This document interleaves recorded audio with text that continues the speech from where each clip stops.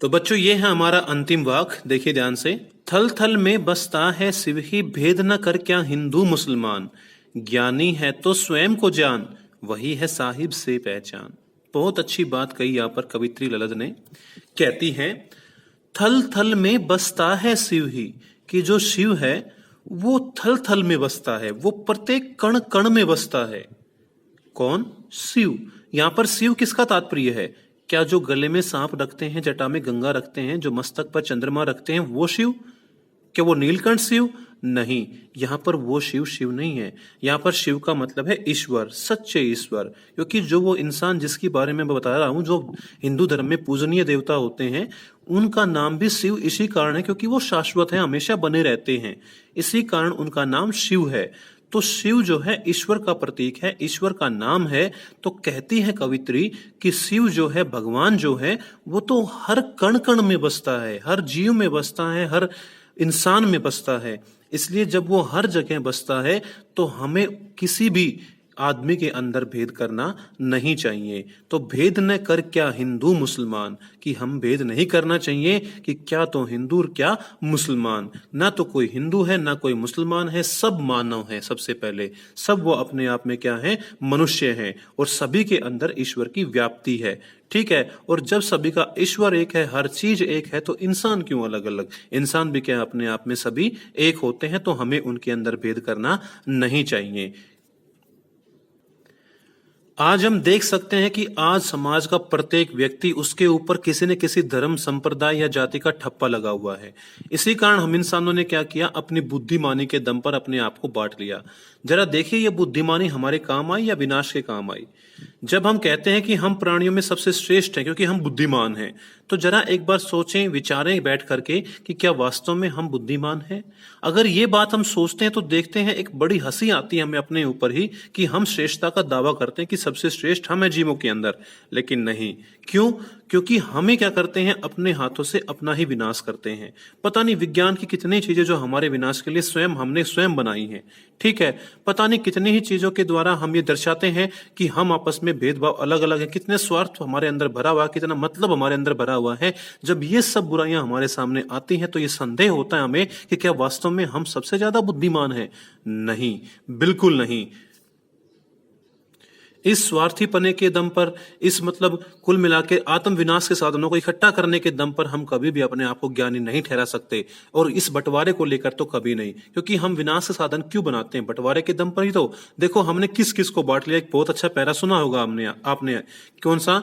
कि धरती बाटी अंबर बाटा। ठीक है। धरती बाटी अंबर बाटा, बांट लिया भगवान को। हमने इस पृथ्वी के कितने टुकड़े कर लिए, देश की सीमाओं में बांध लिया, हम सब अलग अलग हो गए और सबके ऊपर एक ठप्पा लगा दिया कि ये हिंदुओं का देश, ये मुसलमानों का देश, ये ईसाइयों का देश, सबको बांट दिया। अंबर तक को बांट दिया कि ये जो है वायु क्षेत्र जो है इस देश का है। मतलब कितना गिर गए हम लोग। देखिए हमारी बुद्धिमानी। वैसे ये पूरा दोहा कैसे है आप जानते होंगे कि मंदिर मस्जिद गिरजा घर ने बांट लिया भगवान को, धरती बाटी अंबर बाटा, मत बांटो इंसान को। कि कम से कम इंसान को तो मत बांटो। अरे उसको भी क्यों बांट रहे हो? लेकिन इंसान ने, जो अपने आप को बुद्धिमान हो बताता है, उसने तो इस इंसान को भी बांट दिया।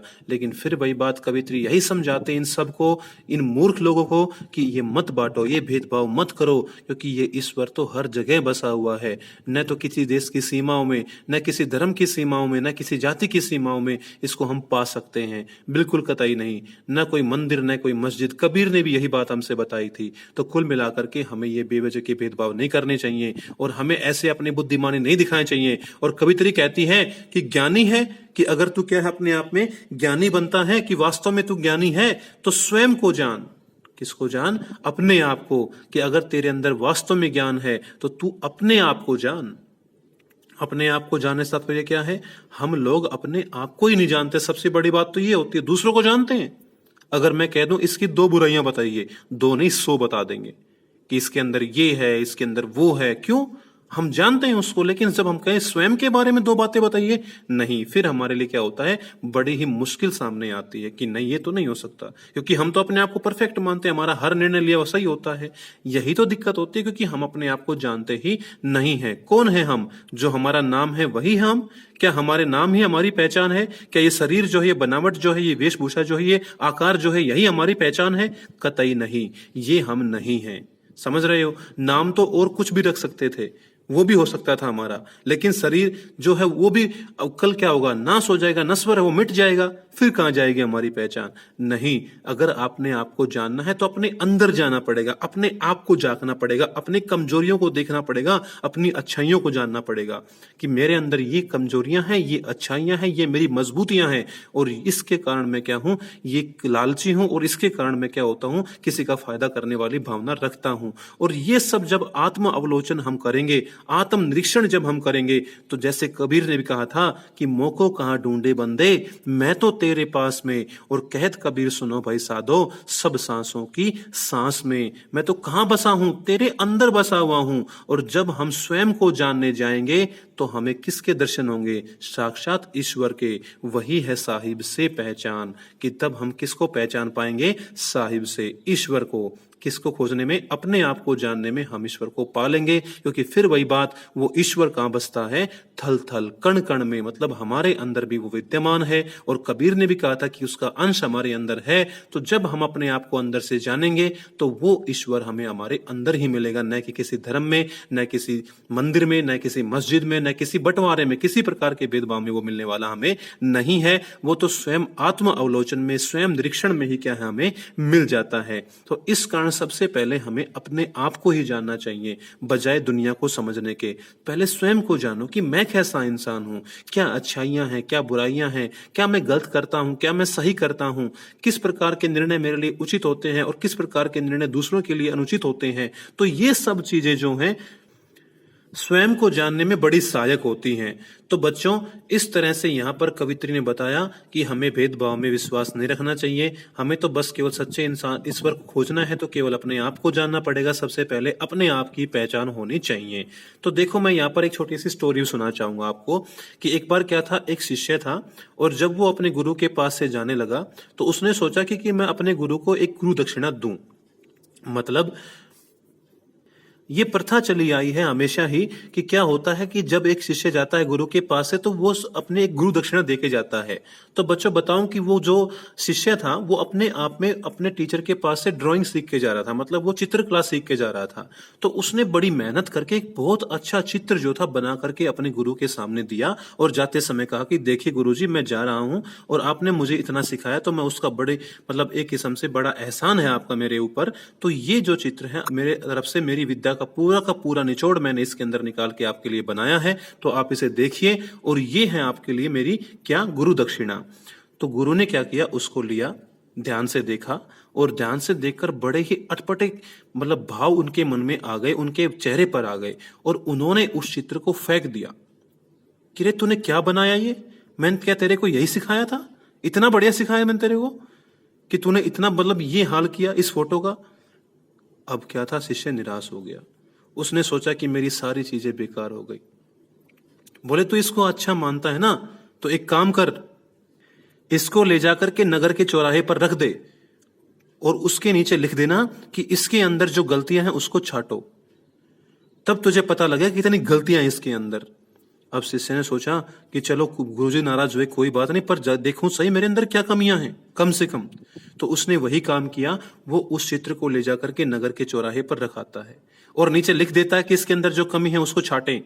अब आने जाने वाला प्रत्येक व्यक्ति उसको देखता तो, और नीचे जो पेंसिल उठी थी उसको उठाकर कभी कोई नाक के ऊपर राउंड लगा देता, कोई आंख के ऊपर, कोई होठों के ऊपर, बोले यहां पर कमी है। और जब शिष्य शाम को लेने गया तो उसने पाया कि वो पूरा चित्र जो था वो पूरी तरह से मतलब वो चक्रों से युक्त था, चिन्हों से युक्त था कि यहाँ पर गलती, यहाँ पर यह गलती, यहाँ पर गलती। बिल्कुल मन टूट गया। वो वापस आया, गुरु के सामने हाथ जोड़ करके बैठ गया घुटनों के बल और कहता है, गुरु जी आज मेरी सारी शिक्षा, सारा प्रयास, सारी मेहनत निरर्थक हो गई। आपने मेरी आंखें खोल दी, वास्तव में मैं तो कुछ भी नहीं सीख पाया। मैं तो सब कुछ बेकार हो गया, तो बताओ क्या फायदा इतनी मेहनत का। तो तब गुरुजी ने उसके बड़े ऊपर लाड प्यार से उसके सिर पे हाथ फेरा और बोले, बच्चा कि ऐसा कुछ भी नहीं है, तूने वास्तव में एक बहुत अच्छी पेंटिंग बनाई थी, एक बहुत अच्छा चित्र बनाया था मेरा, लेकिन जब तुमने मुझसे कहा कि देखो मैंने अपना सब कुछ लगा करके एक बहुत अच्छा बनाया है, तो मुझे तुम्हारे इन बातों के अंदर तुम्हारे घमंड की बू आई, उसकी मतलब महक आई कि तेरे अंदर क्या हो गया, अभिमान आ गया है, मैंने उसी को दूर करने के लिए चीज की।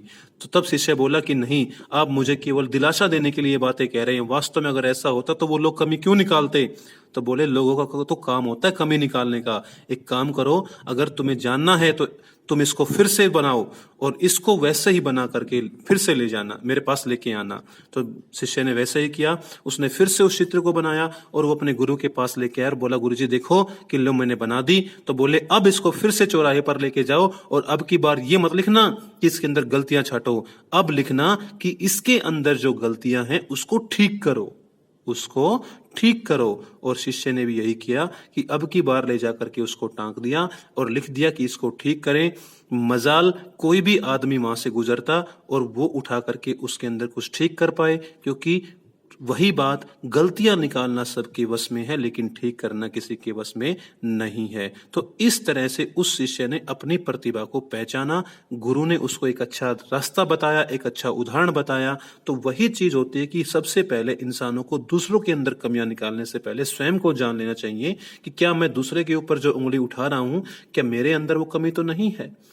क्या जो एक उंगली मैं दूसरी तरफ कर रहा हूं, क्या ये 4 उंगलियां जो मेरी तरफ इशारा कर रही हैं, उनका प्रतीक क्या है, उनका मतलब क्या है। मतलब हम में भी कम कमियां नहीं है। तो हमें सबसे पहले स्वयं को सुधारना होगा, आत्मनिरीक्षण करना होगा। जिस दिन हम ये सब कर लेंगे उस दिन वही बात है, हम किसको जान जाएंगे, ईश्वर को जान जाएंगे। तो बच्चों, ये थी हमारी वाक। मैंने पूरा का पूरा एक एक पैरे का एक्सप्लेनेशन किया। मैं आशा करता हूं आपको समझ में आया होगा। न आया हो फिर से देख लें इनको, फिर कोई बात नहीं आती हो, कोई शब्द नहीं आया हो तो मेरे पास भेज दें कि सर एक बार बता दीजिए, तो मैं उसको क्लियर कर दूंगा।